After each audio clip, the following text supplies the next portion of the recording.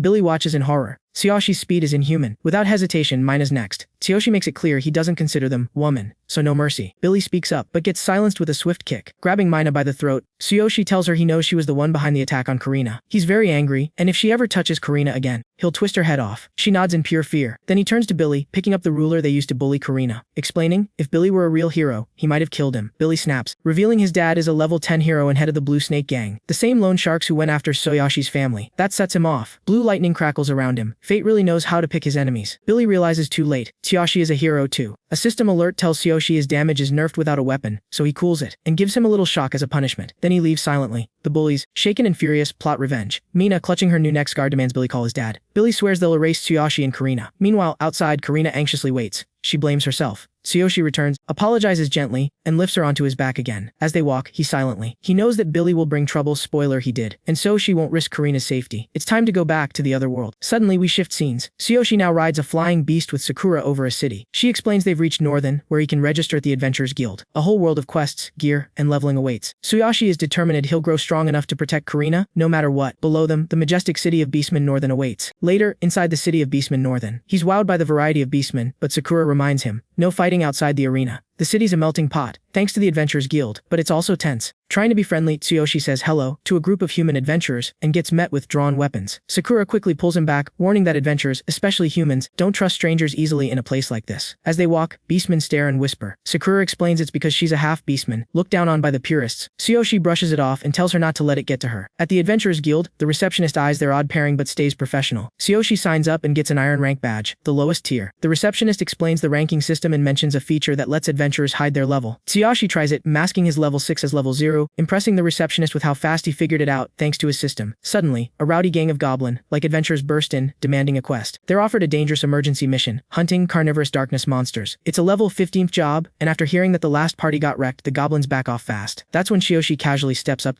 We'll take it. The goblins laugh in his face. One gets aggressive, only held back by the no fighting inside rule. Tsuyoshi calmly activates his ultimate physique and suggests them to a duel in the arena. The receptionist also gently suggests the quest might be too much. Then Sakura steps forward and flips the whole room on its head. She flashes her gold badge, the highest adventurer rank. Silence. Everyone stares. The receptionist instantly changes tone, handing over the quest with full confidence. The goblins slink away, humiliated, while the guild starts whispering about this human who has a gold rank adventurer calling him master. As they head to the quest site, Sakura explains she joined young and worked her way up. So she praises her. She blushes. They arrive at a misty farm, the battlefield ahead. Tsuyoshi narrows his eyes. He can tell this fight's going to be serious. As they arrive, they saw lightning flashing as a swarm of gooey monsters, called Carnivorous Darkness LV Wintown, surround a big building. Tsuyoshi and Sakura watch from outside. Sakura is disgusted and explains these monsters aren't just any slime, they corrupt whatever they touch, turning things crazy and stronger, sometimes even dumb. Turns out, these beasts started out as regular slimes, which explains their mushy look. Tsuyoshi's pumped because he remembers they're weak to thunder attacks, and he's got a perfect skill, Thunder Chainfall, ready to wreck them. But Sakura yanks him back. She's done watching him rush solo fights and warns this place is no beginner zone. Facing one monster might be doable, but a whole swarm, that's a death trap. She wants to fight alongside him. He pauses, explaining he's desperate to get strong before a trial against the king of the beastmen in a year. So he asks Sakura how strong does he really need to be. Her face goes serious. She drops the truth bomb. Starting from where he is now, passing that trial in a year is basically impossible. Surviving the year alone would be a win, especially with something called the Divine Judgment of the Beastmen hanging over him. She breaks down the brutal level system. Max level is 100, and the Beastman King he'll face is level 92.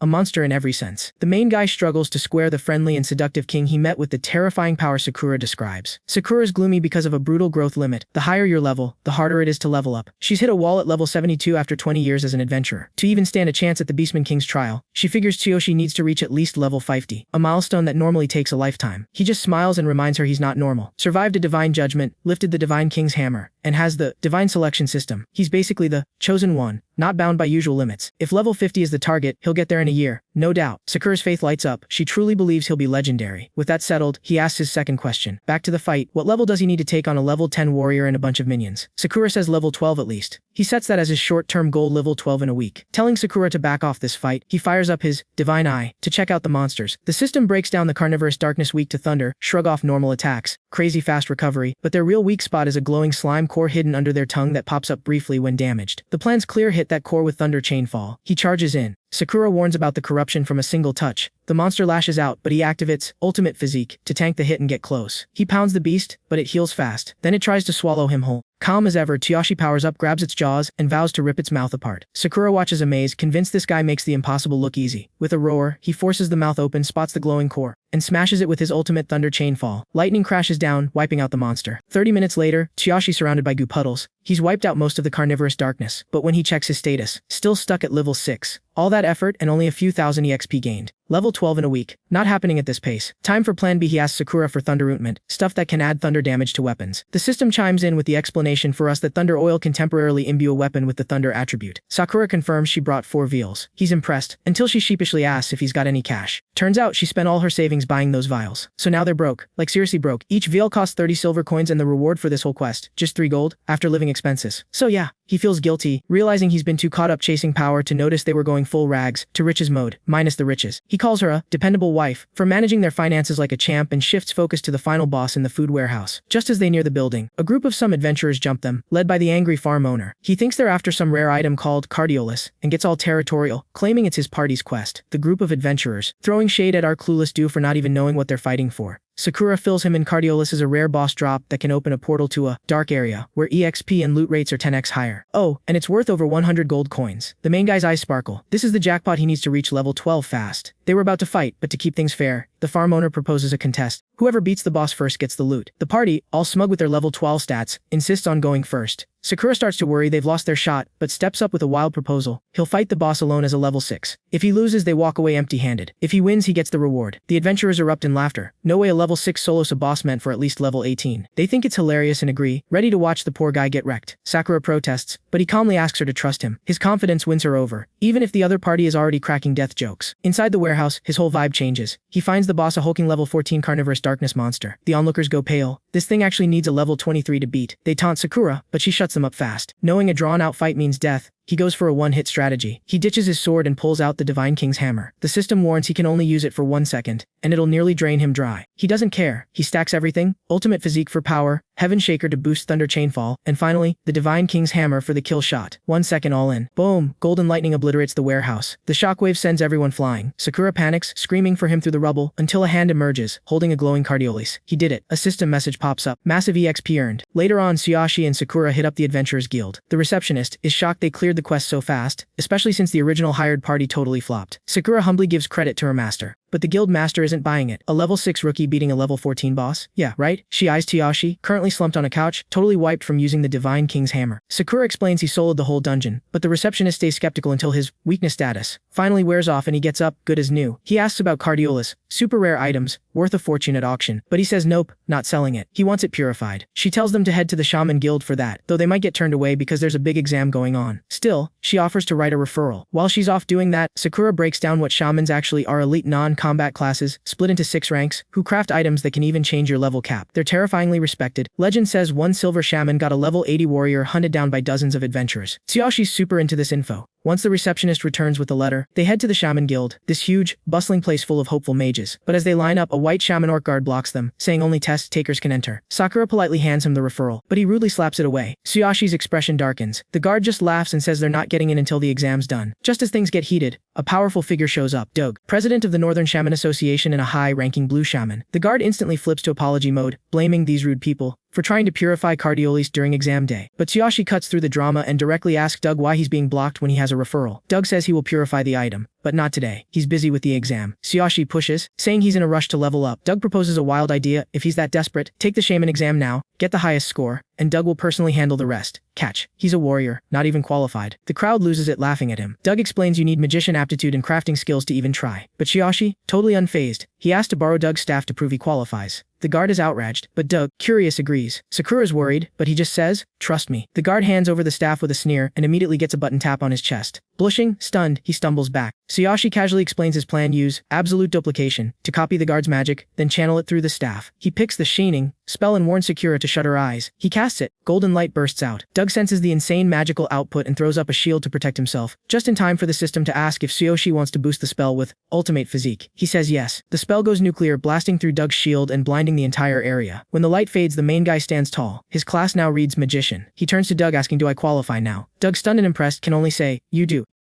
Later, in the packed exam hall, Tsuyoshi is getting death started by an area full of beastmen trying to become shamans. Clearly, this has never happened before. Tsuyoshi can feel the hate radiating from the crowd. Sakura tells him it's probably because they think he's being provocative by even showing up. Sakura explains that each race has its own specialty: humans with pharmacists, beastmen with shamans, elves with awakeners. And while it's not illegal to cross over, it's just not done. Everyone thinks he's trying to stir up trouble, even though he's just here to get his cardiolus purified. She reassures him he's not breaking any rules, so he has every right to be here. Meanwhile, Vice President Eel's pig is losing his mind, worried that letting a human take the exam will ruin the shaman faction's pride. He sneers at Tsuyoshi for not even having a proper staff, until the president calmly reveals he lent Tsuyoshi one. Secretly, though the president is intrigued, he felt real magical talent from Tsuyoshi, enough to compare him to a legendary shaman named Kevin. Pig scoffs, saying the kid wouldn't even be fit to carry the sandals of Kevin's disciple. Speaking of, the focus shifts to Fuline, a nightcat girl prodigy who's gunning for first place. She's confident, cold, and thinks most of the crowd are weaklings. When the exam starts, everyone's told to find their numbered spots. Sakura wishes Tsuyoshi luck and waits outside. He finds his 15 and realizes he's standing next to her. He introduces himself, thinking she's cute but icy compared to Sakura. Fuline just throws him shade, thinking he's an attention-seeking clown. He notes her sharp tongue might be her one flaw. Alchemy stations rise from the floor, and Tsuyoshi stares at the setup like it's from the Stone Age. Fuline mocks him for looking lost and tells him to scram. He grumbles to himself, this ancient gear is nothing compared to the tech back in his world. Then Vice President Pig silences the hall with a magic pulse and explains the test: make 3 basic energy potions in 1 hour. As it begins, Tsuyoshi watches the others, while the president explains the first step, choosing the correct 9 ingredients, is where most newbies already blow it. Tsuyoshi watches the exam unfold and is not impressed. Most contestants are fumbling through the basics. Meanwhile, Fuline moves like a pro, breezing through the ingredient selection. The system even announces her completion. Tsuyoshi's jaw drops a bit. Yeah, she's got skills, and it fires him up. Fuline stays laser-focused. Passing is the bare minimum her master Kevin expects. She crushes ingredients with expert precision, impressing even the vice president. Tsuyoshi silently admits she's incredible, even if she's a bit of a brat, and decides to copy her. He activates Divine Eye to analyze her moves, watching her flawlessly separate ingredients into vials with magic. Even the president's watching her like she's the next big thing. Refining starts, the real challenge of potion making. Everyone expects Fuline to crush it. She finishes early and smugly celebrates, but Tsuyoshi hasn't even started. She scoffs until she sees him staring. What are you looking at, pervert? She snaps. Ding. Analysis complete. He casually thanks her and mentally hits optimize. That's when all hell breaks loose.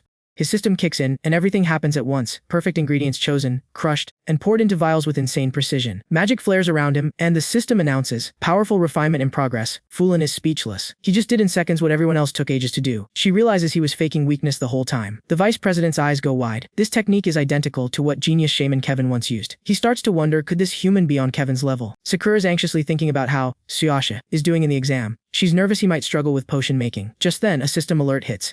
Process optimization complete.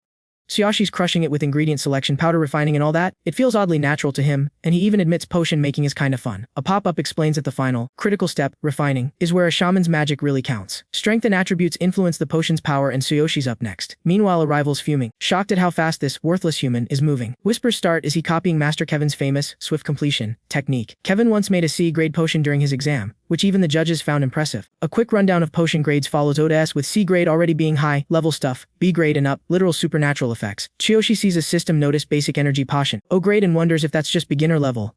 It should be enough to pass, but it feels basic compared to the tech in his old world. Fired up, he sets a new goal. Aim for at least a C grade to crush the smug girl next to him, whatever that even means. Realizing potion grade depends on magic power and type, he figures he can tweak it by adjusting his magical output. He plans to boost it using ultimate physique to raise his magic capacity, and currently sitting at 150. Onlookers watch him hesitate and grow nervous. He looks shaky. They assume he's already out of gas. His rival, Gloating Heart, thinking he's about to flop. Someone tries to distract Tsuyoshi mid-refinement, warning his magic won't last much longer. Fuline, however, snaps at them for not knowing basic shaman etiquette. Don't interrupt during refinement. Meanwhile, Tsuyoshi realizes his magic has no attribute. He needs one fast. He remembers the lightning element from using the Divine King's hammer and decides to channel that power. Observers sense his unstable magic and expect to fail. But Tsuyoshi summons the hammer, his magic explodes and boom, lightning attribute acquired. He gets a 6-second window, just enough to finish. With ultimate physique boosting his magic capacity to 3,500, he completes the final step, solidification. Exhausted but hopeful, he wonders if it's enough to beat Fuline. The crowd's surprised he pulled it off, especially after sensing a new elemental wave. An announcement ends the exam, and the potion evaluations begin. First up, a weak watery potion, barely a D grade, but still passes, its creators thrilled. Next, a cloudy, burnt-smelling mess. It's a fail with a bonus warning, drinking it gives a debuff. Then it's Fuline's turn. Vice President Piggy casually asks about her master Kevin. She says he's doing fine. Her potion, overflowing with scent and quality. Pure, strong, and elegant, it's a solid C grade. The crowd is stunned. She's praised as Kevin's prodigy and practically guaranteed first place. Now it's Tsuyoshi's turn. When asked how he did, he played it safe. I did my best, maybe a D grade. He's not sure. When tested it wasn't a D grade. As they tested, the lightning strike started, and that was a supernatural phenomenon. And at least it's a B grade potion. Onlookers were shocked they were wrong about Tsuyoshi. They now believed that he might be more capable than genius Kevin. And by the way, Tsuyoshi came in first. Back at the association entrance, Sakura was restless and worried, but when Tsuyoshi came back and told her that he was first she was very happy. Later outside, the president was really surprised that Tsuyoshi just wanted to purify the Cardiolus, even though he's this great. And after knowing that he didn't learn this all from someone else they felt ashamed. They now just had to fulfill his wish. On the other side, Fulin was devastated, apologizing to her master, Kevin, because she lost to a disgusting being. And hearing the name Kevin, Sakura's demeanor quickly changed. It was like a killing intent, but went back to normal when Tsuyoshi called for her. Now they are heading to the ritual room to purify his Cardiolus. Later, in a moody ritual room, the president was about to start the intense purification ritual. He calls on the elemental guardians, earth, flames, water, and wind, to cleanse a corrupted purple crystal, Cardiolus. Watching are Tsuyoshi and the Vice President Piggy. The Vice President Piggy tells him he's lucky. This top-tier shaman's doing the purification personally. Tsuyoshi, wide-eyed, realizes just how serious and time-consuming shaman spells really are. Once the chant ends, the president tells Soshi to infuse his own magic into the Cardiolus to bind it to himself. The chairman explains that Cardiolus comes in low, medium, and high grades, and even low-grade ones are dangerous in the dark area. Tsuyoshi's pumped. It's a medium grade, so the EXP payoff will be massive. The president gives him a standard warning: don't go in alone, take a full squad. Tank, warriors, mages, pharmacists, the works. Tsuyoshi, he casually says he's going solo. Why? Because he doesn't want to split the EXP. Both the president and vice president are floored. As the portal opens, the rules are laid out. Tsuyoshi gets 3 chances before the Cardiolus crumbles. Once inside, he can't leave until time's up, or the monsters are dead, unless he dies, in which case the system will just yeet his corpse out. Sakura hands him a ton of potions she prepared, and he thanks her with a rare soft moment. The president asks how he'll fight without the staff he returned. Tsuyoshi just grins and says, I'm a warrior, I don't need it. As he says this, he steps into the dark forest. Both the president and vice president can't wrap their heads around why someone with that much magical talent insists on being a warrior. Inside,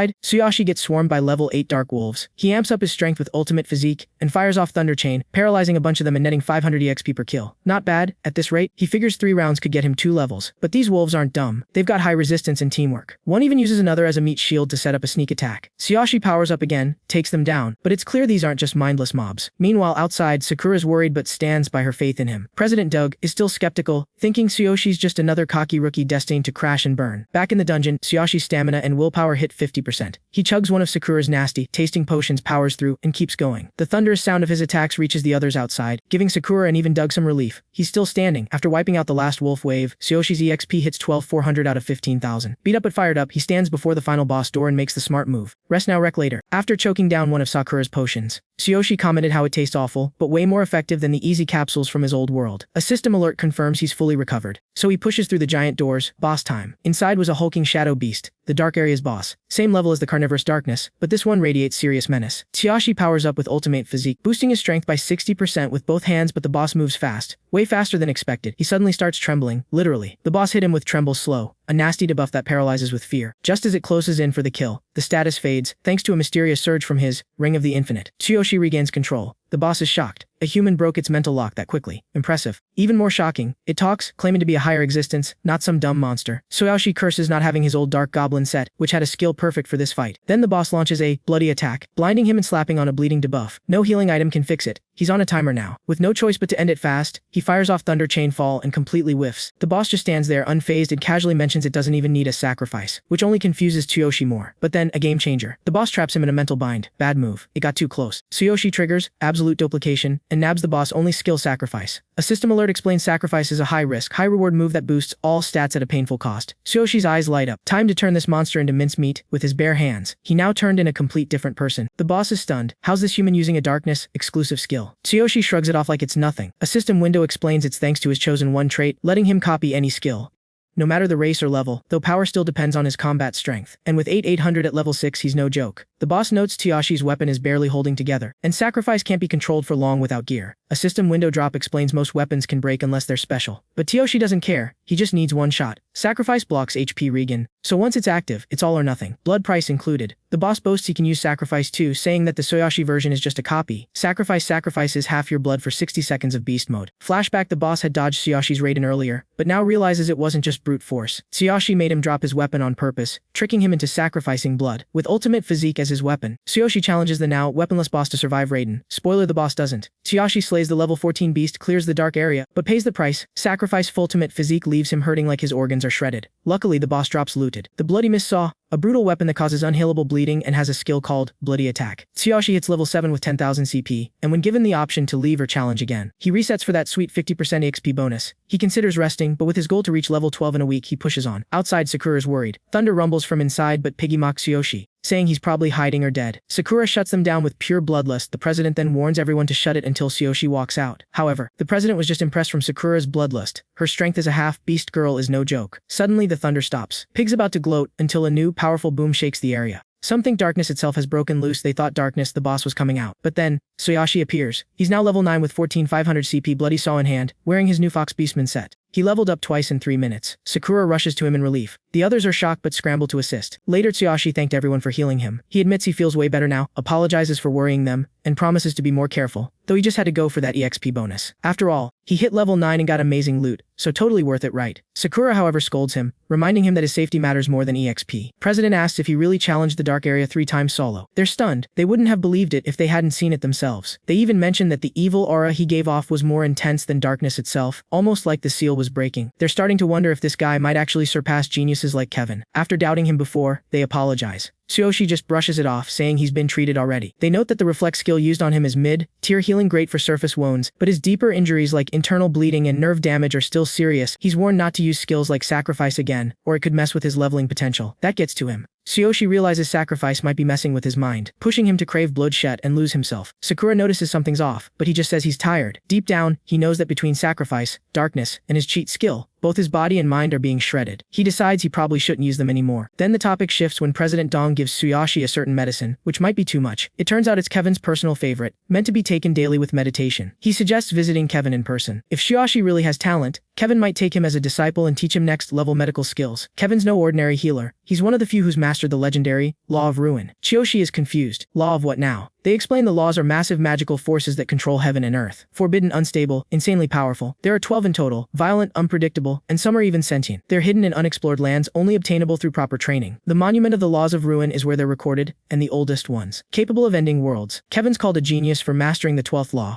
the law of the great winds, a decade ago. It massively boosted his magic and refining skills. There's hope he might even be able to heal Tsuyoshi's deep internal damage. Sakura's stunned. She didn't think his injuries were fixable. But now's not the best time to visit Kevin. But the president suggests bringing this letter of intro and some rare goods to trade. As they leave, President Doug, clearly impressed, reveals he gave Tsuyoshi a rare B-grade forbidden blood potion, something he got from Kevin after trading valuable ingredients. Doug sees Tsuyoshi as a gamble worth betting on. Others aren't so sure. Souling the dark area isn't unheard of in history, but it's incredibly rare, especially for a human. The last big name, Garrick's the ancient god king from 1,000 years ago. On the way, Tsuyoshi asks Sakura if she knows where Kevin is. She does, but says it's far. Still, they can level up along the way. She points out a closer route that overlaps with their quest objectives, but there's a catch. They'll need to join a party. They arrive at a quest point, basically a hotspot where limited time, limited player quests spawn with bonus rewards. Tsuyoshi is excited to test his strength. Sakura warns him not to get reckless. She's watching. Nearby, a strong party is recruiting a level 15 warrior or tank with at least 6,000 combat power for a dangerous level 12 quest that drops the ultra-rare blood rose worth 500 silver. They've been waiting 2 days with no luck. Too few meet the high requirements, and their captain refuses to lower the bar. Just before the quest closes, Tsuyoshi steps up, confident he can be their vanguard. The group is thrilled, until he says he's level 9. Shock, disbelief, panic. But with 10 minutes left, the captain reluctantly accepts, telling him not to get cocky and just follow orders. Tsuyoshi agrees and they dive in. Inside, they found out it was a level 16 quest. Yeah, they are fucked. First, they face a forest rhino, a rare mutant beast that emits fog and drops valuable loot. But they ain't facing shit, just hiding. The leader believes it'll be very hard to complete the quest, so they'll try to kill the forest rhino. If they couldn't, they'll just run with the help of return horn. A return horn is a very expensive item which helps people to leave the question by blowing it. But just when they were making all this plan, they suddenly noticed that Tsuyoshi has no way to be found. He was already fighting them by using the thunder chain fall. He killed them in an instant, shocking everyone. He even told him to keep up with him because he have gotten used to speed run lately.